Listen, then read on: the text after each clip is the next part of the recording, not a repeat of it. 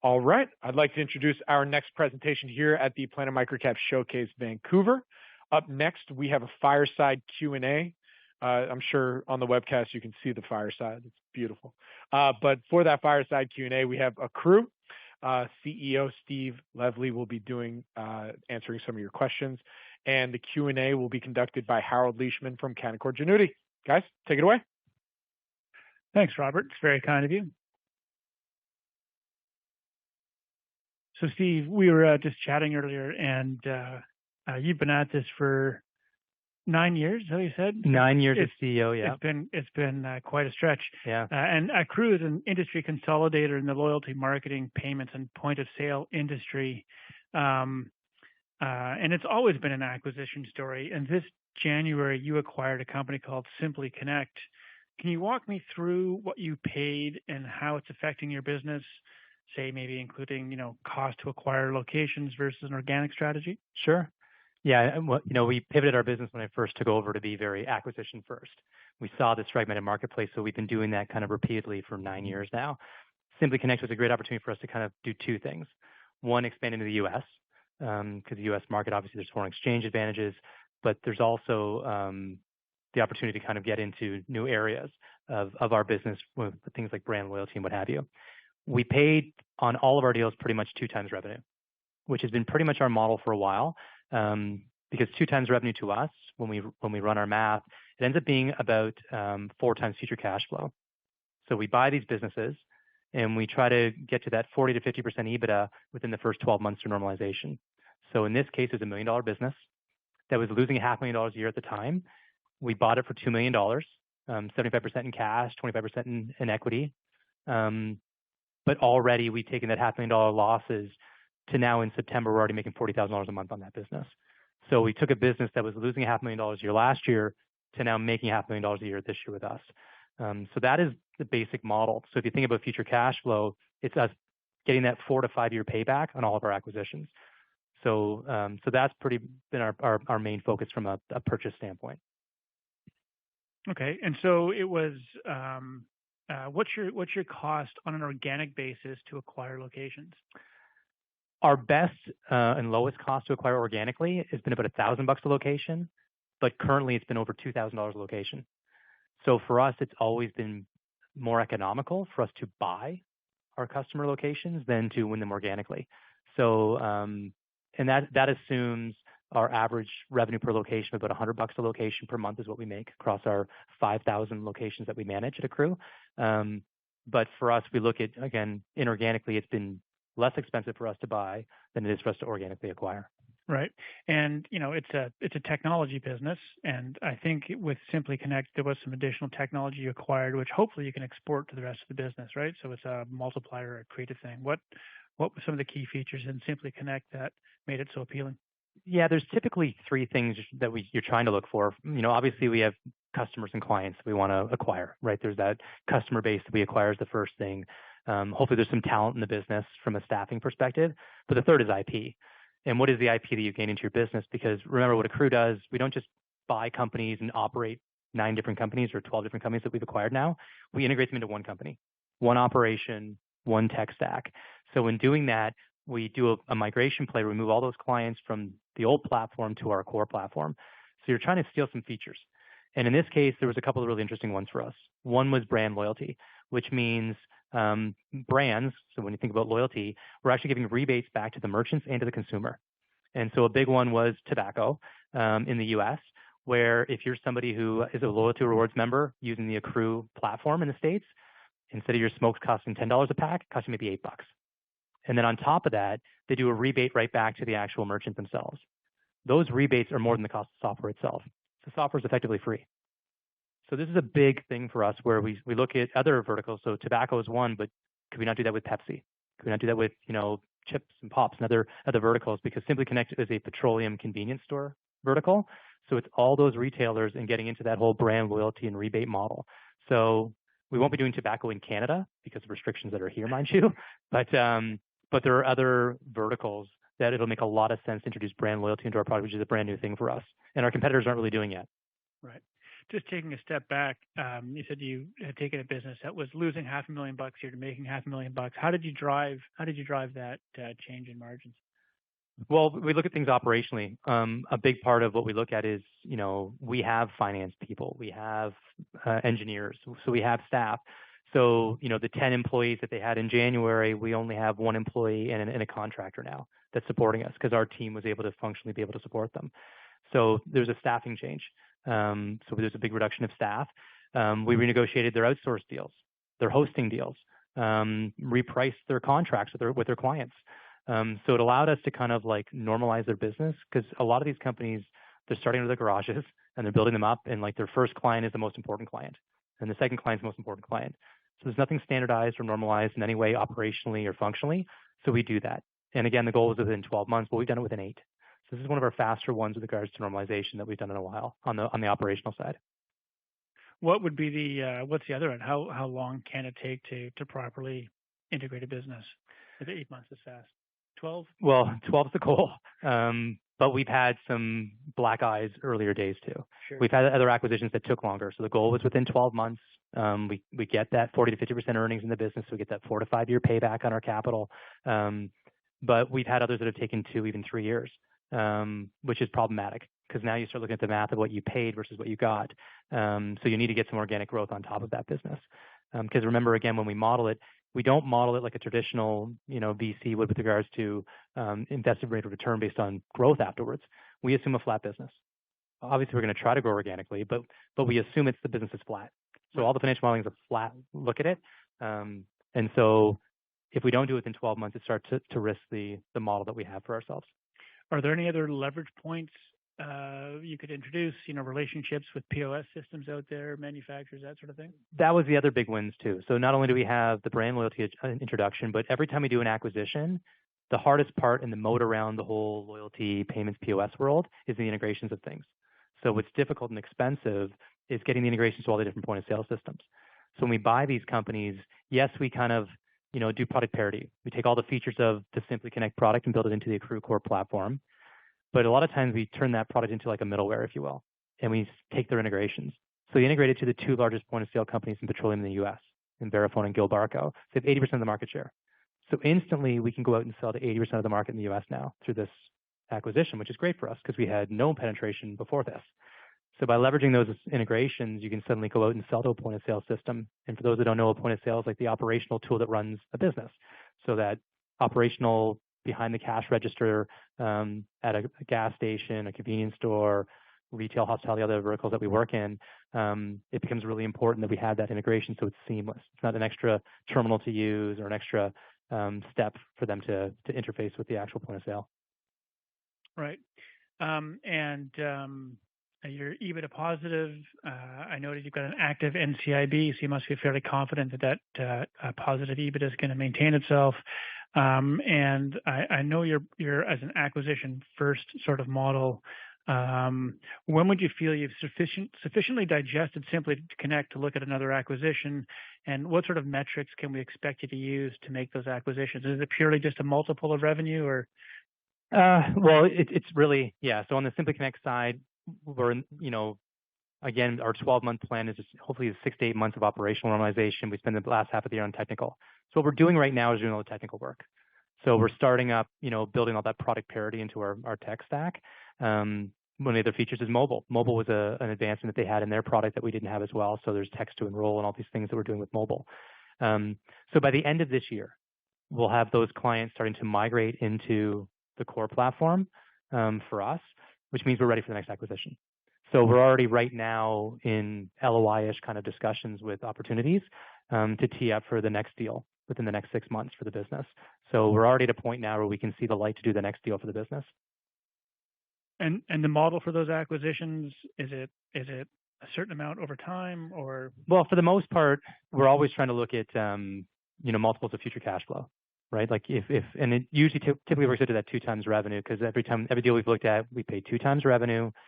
Within 12 months, can we get 40 to 50% EBIT out of it, so we can pay that money back within 4 to 5 years if the business just stays flat. If we grow it through inflation or repricing, through new features and what have you, that's all gravy. But that's the model we're trying to find is based on our normalized future cash flows. of the business. Right. So how, I guess, how big can this get, and what sort of time frame are we looking at? Like, how big do you have to get to be, how big can you get in a reasonable period of time, I guess? So for us, there's two niches that we kind of play in. From a merchant standpoint, it's that small to medium-sized merchant. You're 100 locations or less, we're a good sweet spot for you. On the acquisition side, it's those smaller businesses. We're buying that $1-2 million business, and it's tucking those in because from an access to capital standpoint, we want to cash flow it ourselves. We've been able to do deals, the Simply Connect deal. We didn't, yes, we gave them some equity to kind of, have them some skin in the game, but that was 25% of the deal at a 50% premium to market that we did that deal at on the stock side. Where it's more appealing to us is that how do we start acquiring those $1, $2, $3 million businesses that we can kind of purely cash flow without trying to dilute our shares any further or taking on any further debt? So I think what's reasonable that we're trying to aim for is in the next 2 to 3 years, we do want to see a compelling event. I've talked for 9 years now about Ackroo's an acquisition story, but what's next is for Ackroo to be acquired.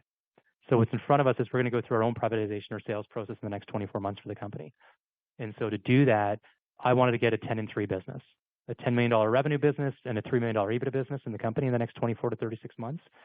So how do we keep, finishing off what we're doing? We'll do $7 million and 1.5 of EBITDA this year. How do we start seeing that climb from 7 to 8 to 9 to 10? And the $3 million EBITDA, I think, is doable. And so I think within the next 24 months, a 10-3 makes it a more palatable, move the needle kind of opportunity for a new buyer, or for us to bolt on to another company. Right. Okay. And what are your biggest impediments to achieving that, do you think? The markets have helped us with regards to, interest rates being low. I have a massive acquisition funnel. Like my main job at Ackroo is obviously capital allocation, capital generation first, capital allocation second. Obviously there's operational oversight, but really, what's happened for us when we're buying is that there was big stars in the eyes of a lot of the acquisitions that we dealt with. Prices have come way down. Multiples have come way down. And so there's a bigger opportunity for us to acquire. What's going to limit us is us being able to generate more cash ourselves. So how much cash can we generate ourselves? Are the deals still going to be there in 6, 12, 24 months that are there now? Because right now there's a good price point for the deals. So what could hurt us is that, like it was 2 years ago, the light speeds of the world in our space and what have you, these massive multiples, and it made it really hard to buy. But right now the multiples are really depressed, which is helping us. So if the market bounces back in a too aggressive a way, it could hurt on one sense, but our stock could be performing on the other side, and maybe it makes sense that our equity becomes an asset. Right. Okay. Well, we've ripped through all of my questions very, very quickly, so that's unfortunate. But you're pretty inexpensive on an EBITDA perspective. We're going to see growth start to show up, I guess, as Simply Connect is reflected in the balance sheet, or not the balance sheet, the income statement. Have you been aggressive in telling your story, or is this sort of your first? No, this is in 3.5 years, my first time in person for anything, since before COVID. And even virtually, we did 1 or 2. So awareness is an important thing. We're a small microcap with regards to market cap and revenue profile and what have you. But we've done a lot of good things. And I think what's exciting is that, I talk about these smaller tuck-ins and the 10-3. Does it seem exciting? Maybe. But we're also talking to lots of other bigger opportunities. So there's potentially home runs that could happen in the middle of all that as well. And what's exciting for me is after 9 years of leading this business and 11 years in it, we've learned a lot. We've made some mistakes. We tried some things before. We even divested of an asset earlier this year, which was a big thing for Ackroo. But like in life and in business, I think experience matters. We've become a much more experienced acquirer than we were early days. A lot of the mistakes we made were earlier, but not that we haven't made recent ones too. But we're getting smarter, more diligent as to what we buy and when we buy them. And I think things will only get smarter and better as we move forward. So I'm actually even more optimistic than I've ever been about what the future will look like over the next few years for Ackroo. Okay. Are there any other questions in the room?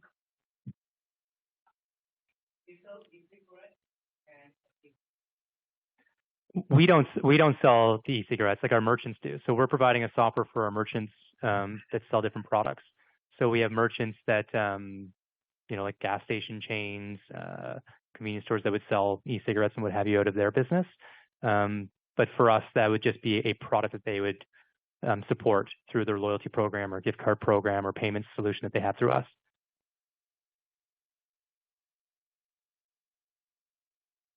On those products, I don't know. We don't deal with that. We don't deal with the actual products that they're selling per se, right? I just mentioned tobacco as an example where they've seen rebates from the providers for in discounts for purchasing, and we're trying to now apply that into our market and see if there's other brands, not so much tobacco, the other brands we can introduce into Canada, even North America, that would have the similar kind of impact on our organic business. Is that standard in other businesses or other lines of, call it, convenience stores where there's cash rebates like that, or is that particular to the tobacco industry? No, it's super common across the beverage category and what have you. So we just haven't tapped into it. What was interesting about what tobacco did was they were rewarding for loyalty. So not only, so great, you can set your POS system can send me information of how many people came in to purchase things, but now as a loyalty member, I can communicate with you. I can send you an offer. I can actually get you to come back in again. So that extra layer of loyalty being connected into the consumer is very powerful. So we're able to kind of we're trying to monetize the consumer now, not just the merchant through this, which is a compelling change for our business. And so that takes some development, I guess, and talent to move that along. It does, and in support from these brands to want to work with us. But again, we've had the initial relationships that we're going to leverage off of to kind of help expand the business a little bit there. But as you can sort of see, a lot of what I've talked about today is our gift loyalty business. Our payments business is the other place that's growing right now. So for us, we've introduced, cross-selling, upselling payments into our client base, and we're doing it as kind of a low-cost provider for them.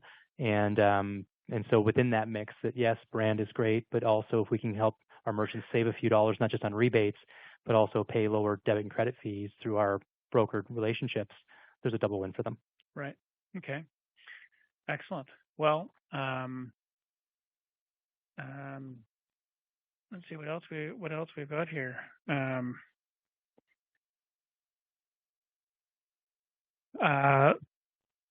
a little bit of debt on the balance sheet with BDC. With your growing EBITDA, do you plan on paying that back? I think you said you might be negotiating an extension on that.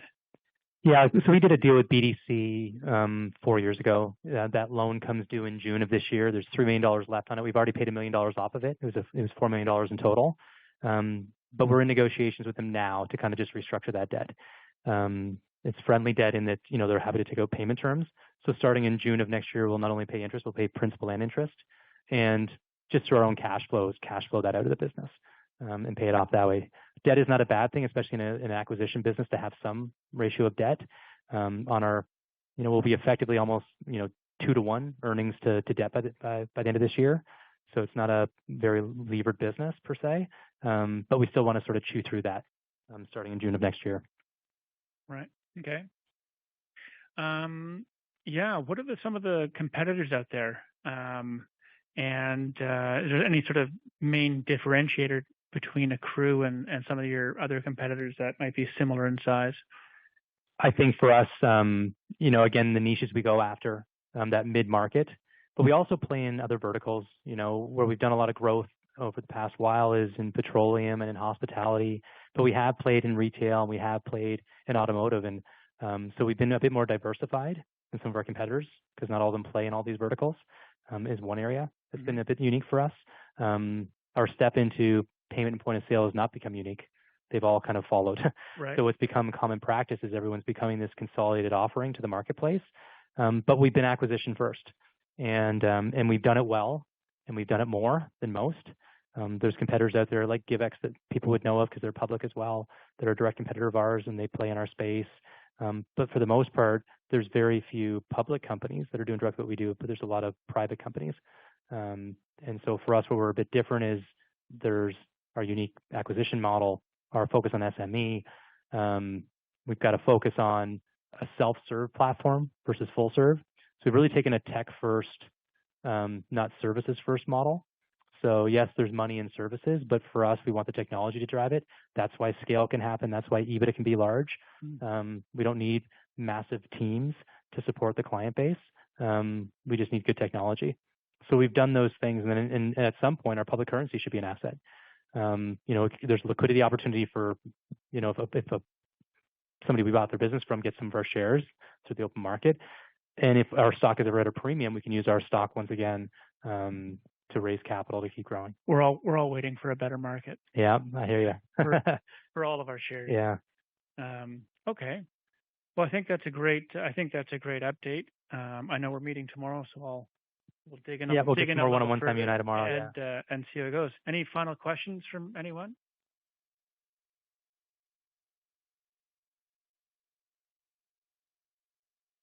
So a little over 10 million is the current market cap. Yeah. Yep.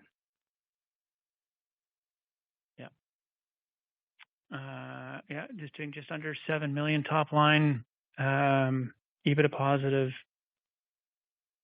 some growth in top line, just under 20%. And we've rallied through, like our organic business has been the flat business, pretty much offsetting one of our verticals has struggled. Our automotive vertical at Ackroo has been a pain point for the company, where we had over a $2 million part of our business was automotive. It's down to $800,000 now. So we've just been trying to offset that massive attrition. So if you think about where the attrition has been at Ackroo organically, it's been through our automotive portfolio. So we're already starting to think about different ways to kind of run at that business, and what can we do strategically there to offset, because what we're seeing the growth is hospitality and we're seeing it in petroleum, but automotive has not been a great win for us. So that's where we're starting to look at options around that too. Right. Okay. Perfect. Thanks. I think that's it. Unless you've got I do. We're already having those discussions today. So as much as I'm out buying, it also means people are also knocking on our door all the time. And so that critical mass, and there's a reason why there's these magic numbers I'm trying to chase, where we move the needle for some of the bigger companies. That $10 million revenue number and that $2 or $3 million EBITDA number, you actually move the needle a little bit for somebody much bigger. So that's what we're trying to run to that. Maybe much bigger happens, and it's very possible. But yeah, absolutely. Privatization is an option because it's not a benefit today to be public. The cost of it, $500,000 a year is just being public. Our earnings would be that much greater. But no, we're definitely letting people kick the tires and talk to us now, because that process will start hot and heavy in the next couple of years. Yes. What's the range of the Fed?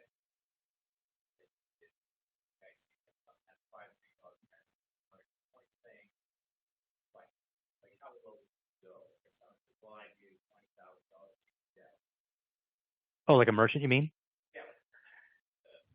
Yeah. The merchants would have each location maybe $500,000 to $1 million of revenue. Some of them aren't that big, but it really doesn't. For us, obviously, larger value is better, right? The more they're driving, what have you. Like we have some of our businesses run $2-3 million. Like some of the restaurants we have, millions of dollars run through them. But I'd say on average, you're $500,000 to $1 million each location. So your 10 location business could be more than that. But we have gas station chains that have 20 locations that are $100 million business. So there's a real mix of sizes. There's no one flavor. What we like is that gas station chain that's a $100 million business with 20 or 30 locations. And how do we support lots and lots of those? I think we're timed out. I saw the 1 minute sign back there as well. Yeah. Okay. Perfect. Well, thank you very much. No, thank you, Harold. Yeah. And we'll chat again tomorrow. Sounds good. Okay. Take care. Keith. All right. Bye. And for full disclosure, Harold Leishman is not a shareholder of Ackroo.